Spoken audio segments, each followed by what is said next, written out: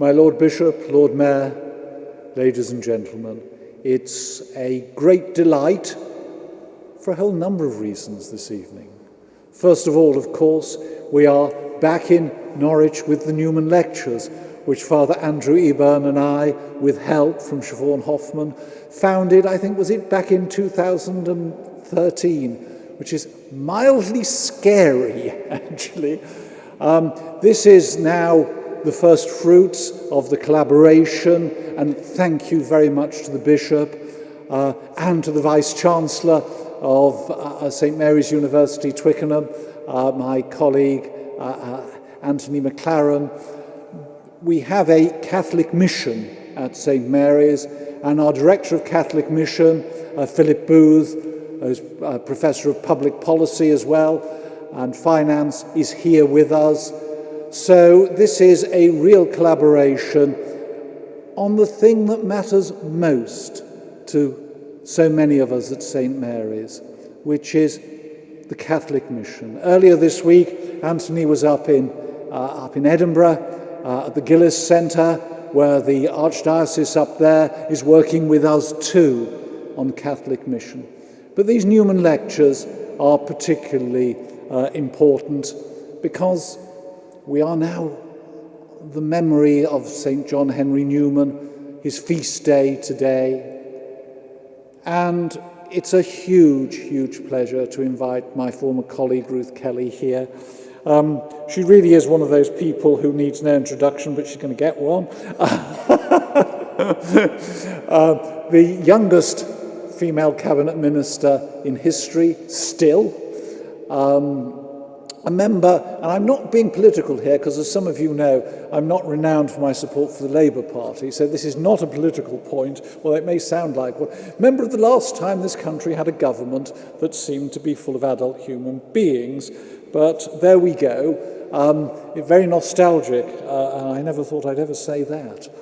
Ruth is going to talk to us this evening about what we should expect from politics after COVID. And as the Bishop said, you know, the future of politics after COVID, one almost sort of wanted to stop just the future of politics. Ruth's huge experience of politics, but also the way in which she has never shied away from a public profession of her faith, I think is a model that one wishes more politicians would follow. I can think of nobody, frankly, better suited than Ruth to talk to us on this vexed topic. And Ruth, without any further ado, I shall give way to you, and thank you.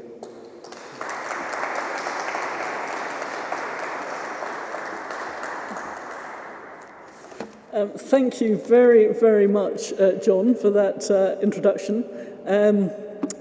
Lord Bishop, Lord Mayor, Vice-Chancellor, ladies and gentlemen, first of all, let me say how grateful I am, both to Professor John Chalmley and to Father Andrew, for setting up this set of Newman lectures and for inviting me to deliver this lecture here on the feast day of St. John Henry Newman at the Cathedral. These are, as John has said, joint lectures with St. Mary's University, where I am still visiting professor, having also worked there recently for a number of years. St. John Henry Newman is a great inspiration to all the faithful, but particularly to those involved in education. Catholic institutions of higher education in our time still turn to Newman to help them formulate their vision and purpose, even in an age so radically different from his. At St. Mary's University in Twickenham, we attach great importance to the virtues and values he espoused, to interdisciplinary education, and to the formation of each individual enriched by insights from the Catholic intellectual tradition. And it's a double delight to deliver this lecture here tonight, as I believe this is the first Newman lecture to be held in person for some time. Sometimes it looks as if we are gradually emerging from the pandemic, leaving the worst behind us. But then there are probably times when, even over the past few months, most of us have felt hugely disorientated, lying awake, wondering where we'll be in 6 months, a year, 10 years from now. There are huge challenges ahead. Today I'm planning to discuss what should we expect from politics after COVID. Some of the answers are being painted as we speak, with many looking to governments and politicians to protect them ever more strongly in an increasingly uncertain world. The question I'm posing tonight is, are these the right answers? Can we, as Catholics, provide better ones? It's certainly true that returning to a pre-COVID normality is not an option. When COVID struck and economies locked down, entire industries faced obliteration. Governments of left, right, and centre have intervened in their economies in ways that would have been unthinkable 2 years ago. The Chancellor, Rishi Sunak, was rightly praised for his swift intervention at the start of the crisis, paying wages for furloughed workers and keeping businesses afloat through grants and loans. The free market in rental property was then put on hold, with landlords prevented from evicting tenants who failed to pay their rent. Universal credit was raised by £20 a week, something we're only too painfully aware of this week as that temporary support is being withdrawn. Generally, financial caution was thrown to the wind. The result of that government intervention, while it may have been sorely needed in human terms, was that deficits and debt soared. Only in 1945, as Europe was rebuilt after the Second World War, was government debt as a share of GDP so high. So perhaps not surprisingly, many are using the crisis to call for a much larger role for the state from now on, arguing that people need much greater shielding from the ups and downs of life, both financially and in terms of stronger, more resilient public services.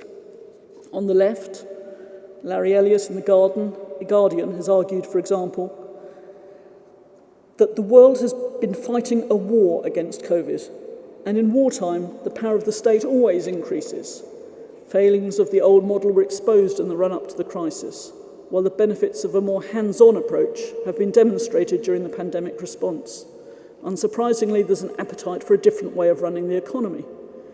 The reason a new variant has emerged is simple. There is a need for something stronger and more resilient than the old model.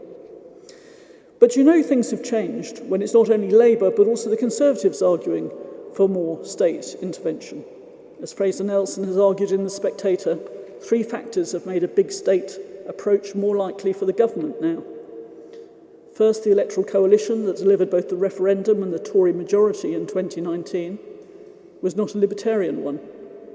That was clear with the chosen campaign slogan touting £350 million extra a week for the NHS if we left the EU. Second, Johnson himself is a big believer in the value of infrastructure projects and state spending on scientific research, which he thinks are critical to drive economic growth. This was one clear message of Conservative Party conference. And the third factor is the sheer cost of the policies the government has pursued. Already corporation tax is going to be raised to try to repair some of the damage COVID has done to the public finances. National insurance is being increased to pay more towards the NHS and social care. And there seem to be many more big bills around the corner, not least in education, to compensate for the lost learning of our children. And even among the non-political and thoughtful Catholic voices, there have been calls for more state. For example, Mark Carney's recent Wreath lectures and book called Value argued that the crisis had exposed a much greater need for resilience in the NHS and our public services. Of course, from many angles, these calls for action are wise and true. We want healthcare to be accessible to all, particularly at times of crisis. But I would argue that government spending and action can only ever act as a short-term sticking plaster. There are fundamental forces at play that we also need to address. Another even more urgent fragility was exposed in the crisis, the fragility of our family lives, our communities, our local societies, our church and faith organisations. In short, the crisis exposed a weakened and vulnerable civil society. As we shut our doors on the world during the pandemic, the ONS, that's our national statistics body, found that up to 1 million more people became chronically lonely, feeling lonely often or always, increasing the total to 3.7 million adults by the beginning of 2021.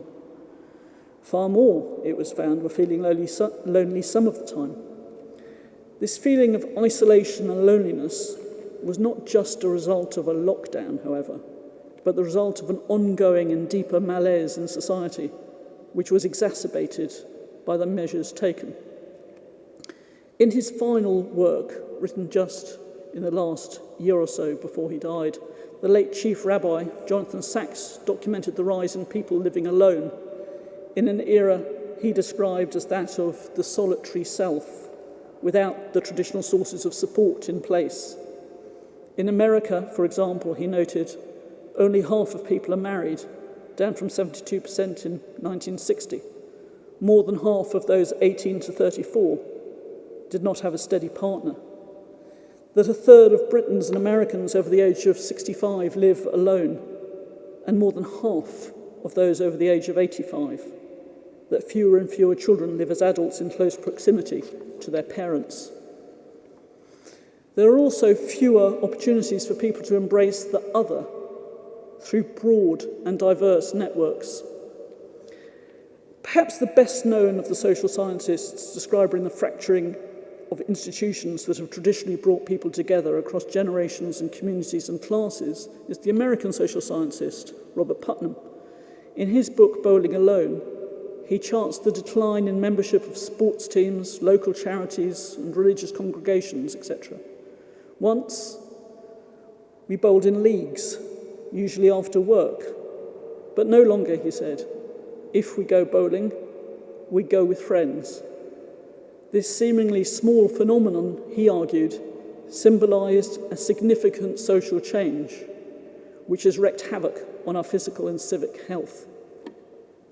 The more I've read about the crisis, the more I've come to the conclusion that virtually every analysis of how to respond to the pandemic, in the Anglo-Saxon world at least, shies away from the critical need to reinvigorate the bonds of family, kinship ties, and community ties, and to recognise the role of churches and faith groups in supporting one another during the crisis. Or at least, if these factors are recognised, this fracturing of bonds in society is treated as inescapable fact. The tough policy choices we need to face up to, if we are to reverse the trend, are shied away from. There are some obvious reasons why this fragility has happened. We're facing an era which started in the 1960s in which individual desires are increasingly trumping the collective need for order, self-restraint, and the common good. We're increasingly living in a world of subjectivity and non-judgmentalism, with an emphasis on individual autonomy. It's not unusual to hear the refrain from Generation Z, referring to a friend of his or hers that are maybe pouring tequilas in a bar somewhere in Bali, as that person living their best life. The search for self-realization has seemingly come at the expense of a rich account of human flourishing and human fulfillment. We have to start by recognizing that individuals are fundamentally social beings. This is not a conclusion that you have to be religious to reach, of course, far from it. One of the most interesting writers today is not, as far as I know, Catholic or even a believer. Yet by examining the evolution of humanity from pre-social hunter-gatherers to the present day, Anthony Costello, eminent medic and anthropologist, argues that rather than being obsessed with finding big, complicated technological solutions to modern ills, the solutions lie not in techno-fixes, but in harnessing the power of one of the oldest and simplest human units, the sympathy group. In a book called The Social Edge, he writes, "Living in groups is our human condition. We were born to share and struggle, to care for others, be sensitive to their feelings, divvy up food and work together on tasks. A balance between the individual and the group drove our evolution as the most successful species on Earth. Survival of the fittest individual and sibling rivalry drives human success in many ways. But other traits determine success within and between groups, the size and cohesion of the group, the division of labour within it, the ability to communicate it and to read the intention of others, group diversity, and our willingness to sacrifice personal for collective benefit creates trust. Our 5 or so close family members," he says, "also usually provide nurture, love, and unconditional care. But much of our happiness and skills comes from sympathy groups, gatherings of perhaps 3 times that number in social meetings, through the workplace, religion, farms, gardens, hunting, clans, books, sport, choirs, politics, loans, dance, games, nature, conservation, investment, hobbies, theatre, and voluntary action. Yet, instead of arguing for rebuilding community, many on both left and right seem content to allow civil society to atrophy so that all that is left is market and state." There's a deep problem with this approach. As the former Chief Rabbi Jonathan Sacks wrote, "The state cannot provide strong families or supportive communities. It cannot provide children with stable and responsible parents. It cannot generate the work ethic, self-control and resilience that are vital if individuals are to escape the vicious circle of poverty and unemployment and lead lives of happiness and hope. It is not surprising that those who are suffering from this lack of resilience are increasingly discontented with those who govern them, asking from politics and politicians a satisfaction which they could never hope to provide. This dissatisfaction is mirrored in the statistics shown in the Edelman Trust Barometer. In 2019, less than 1 in 5 people in 26 countries agreed that the system was working for them. Half said that it was failing. This was a figure that improved slightly in the first few months of the pandemic, as the government seemed as if it was grasping the agenda before falling again as the pandemic wore on. In my view, we need to rebuild from the bottom up, not from the top down, redefining what is meant by human flourishing, redefining what is meant by freedom. One of the few who approaches the subject from this point of view is Adrian Past, who has called for a post-liberal politics. A truly post-liberal politics, he has written, starts with the things that matter to people. Their families and friends, the places where they live and work, the relationships of support and community that sustain them, and the institutions that provide security. Key to this conception of politics is the idea that we are embodied beings who flourish when we are embedded in interpersonal relationships and institutions, giving us both meaning as well as agency. This vision of what could be termed a relational state is one that builds on the resilience and strength that we have shown during the crisis. One that learns that alone we are stranded, but that together we can overcome adversity. Not only is this vision of reinvigorated families and communities consonant with Catholic social teaching, which teaches that we should always take action at the lowest level possible, it is also, I would argue, particularly British, stemming right back to the age of the Enlightenment. An Enlightenment which I would argue we now need to reclaim as uniquely ours, and one which stands in stark contrast to the individualism and rationalism of the French Enlightenment. The late Gertrude Himmelfarb gave a lecture just a few years ago highlighting a key difference between the British and French Enlightenments by focusing upon a subject that has not received much attention to date: the distinctive social ethics in the two traditions. The British did not have philosophes, she said. They had moral philosophers. Repudiating John Locke's claim to be the father of the British Enlightenment, Himmelfarb argues persuasively that Locke's student, the third Earl of Shaftesbury, has better claimed that title. It was he who gave currency to the term, she says, that became key concepts in British philosophical and moral discourse for the whole of the 17th century. Social virtues, social affections, natural affections, moral sense, moral sentiments, fellow feeling, benevolence, sympathy, compassion.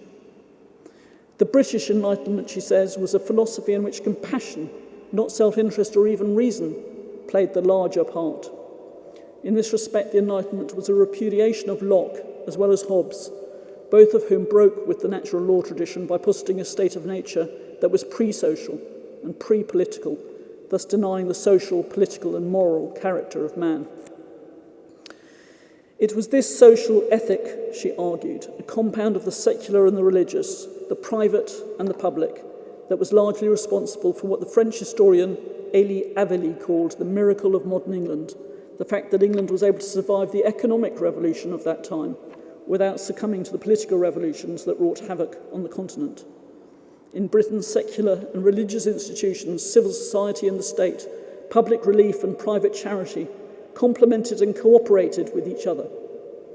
Unlike in the French Revolution, during which church and charity schools were abolished, the state and reason were not prioritised above other actors. It is this complementarity of state and civil society that we're at risk of losing if it's not clearly championed today. It's essential, I would argue, that we continue to strive to bridge the divide between reason and religion and incorporate family, faith and charitable groups in the social reform agenda. According to Himmelfarb, the heritage of the French Enlightenment can be seen in some of the most momentous events of recent times. In communism, which reflected the aspiration for the regeneration of man, the creation of a new people, liberated not only from the old religion, but also from the strictures and conventions of an old society. In socialism, which sought the common good of men in an economy and polity that transcended both the good and the will of individual men. In the welfare state, whose penchant for social engineering can well be described as an attempt to impose man's rational will on the environment, and in the modern disposition for value-free social policies based upon an ostensibly value-free social ethic reminiscent of the philosophe's idea of reason. Other thinkers have also argued compellingly that the greatest danger to democratic freedom is that people left the welfare of others to the state rather than took responsibility themselves. Most famously, the French aristocrat and political commentator Alexis de Tocqueville in Democracy in America, written in the 1830s, the first person to coin the term individualism. Emile Durkheim similarly argued that any society in which there ceased to be a shared moral code, a state he termed one of anomie, would be unable to cope and would leave individuals stranded, vulnerable, at sea. The hope we can take from the world's response to COVID is that the sparks of a new approach have been kindled. Despite increased levels of loneliness amid the forced lockdown, we saw some positive and unexpected results, including widespread outpourings of charity, togetherness, and empathy for complete strangers. Faye Alberti at the University of York has argued that we might even be seeing a grassroots redefinition of what community means in the 21st century. In the UK, she says, neighbours are looking out for vulnerable people and volunteering to offer support. University students and services are donating food and equipment to local hospitals, while urban and city dwellers alike stand outside their homes to clap every Thursday for hospital workers. Londoners are walking the dogs of people they've never met. These forms of community action are self-organised and dependent on social media networks, and they seem to be spreading virus-like between cities and countries. This innate sense of empathy and common instinct to help each other, unleashed at times of crisis, contains lessons, I think, for politics and politicians. First, I would argue that politicians need to rediscover the importance of family, of faith, and of place in politics. We all need to realise that change comes from the ground up and not from the top down. This is not just a call for devolution, as is so often the case in politics, to the four nations of the UK, to mayors and cities or local authorities, good though that may be. Nor does it mean calling for a small state which withdraws from the services that so many people today are relying on. It is a call for a much deeper form of devolution. It means testing every single policy to see whether it supports and nourishes families, charities, faith groups, and local communities, allowing them to take the active role that we have seen that they can during the pandemic, or whether those policies undermine those very institutions and organisations that can help. There's not time in this lecture to consider many of the practical political implications that flow from my analysis, but I'm going to give you just a few tasters before I conclude. The top-line message of one party conference being to remove tax privileges from private schools is hard to reconcile with wanting to promote the voluntary and faith groups in education. A benefits policy that grants significantly more to couples who live apart than to married couples living together should be really properly interrogated. And it's particularly easy to fall for this one if those policies claim to be putting children first.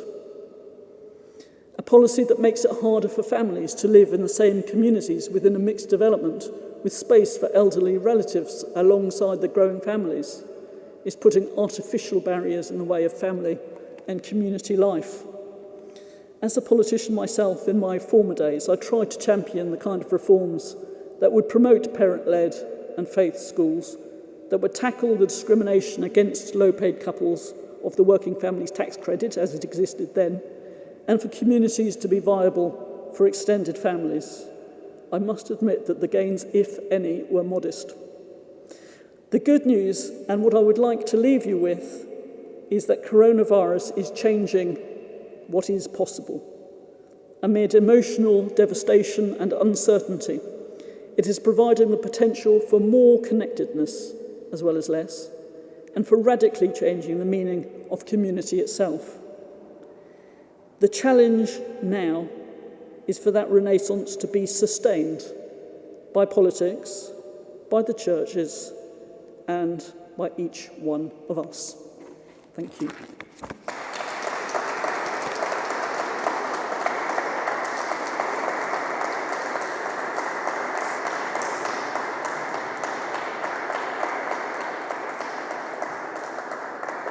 Well, thank you so much, Ruth. That has been live streamed, and you will be able to catch it both on St Mary's website and on the Newman Lectures website. So And in case some of you are wondering what I was doing there in the front, I was doing what I've always done with these lectures. I was live tweeting them. So if you want to follow it and you're on Twitter, follow the Newman lectures or the or St. Mary's website and you'll follow it. And it's interesting because one of the reactions, some very good reactions on Twitter, Ruth, it's just showing that what we know on the thing is that actually there are a lot of people following this. And one of our regular followers, Edmund Adamus, has just tweeted this wonderful. Ruth mentioned the late Rabbi Lord Sachs, and I think this would be a wonderful way to just complement Ruth's lecture. This quotation that Edmund has just given me from Rabbi Sachs, and I think it sums up where Ruth was coming from and actually where we must go as a society. Our compassion for those who choose to live differently should not inhibit us from being advocates for the single most humanizing institution in history, the family. Man, woman and child is not one lifestyle choice among many. It is the best means we have yet discovered for nurturing future generations and enabling children to grow up in a matrix of stability and love. It is where we learn the delicate choreography of relationship and how to handle the inevitable conflicts within any human group. It is where we first take the risk of giving and receiving love. It is where one generation passes on its values to the next, ensuring the continuity of a civilization. For any society, the family is the crucible of its future, and for the sake of our children's future, we must be its defenders. The Church has done that, and as Ruth adjured us at the end of her lecture, we must do that. So Ruth, on behalf of all of us, I'd like to thank you for a most stimulating lecture.